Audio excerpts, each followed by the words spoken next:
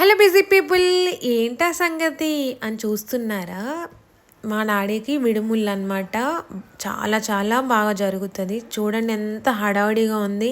దగ్గర దగ్గర 330 మెంబర్స్ అంట. 2కి రమ్మన్నారు.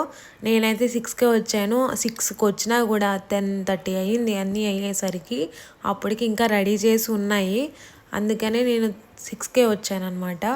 లక్కీలీ ఈసారి మా పెదనాన్న వచ్చారు. అసలు మాకు ఏ ఫంక్షన్ వచ్చినా ఏమొచ్చినా అసలు ఎప్పుడు దేనికి అటెండ్ అవ్వరు.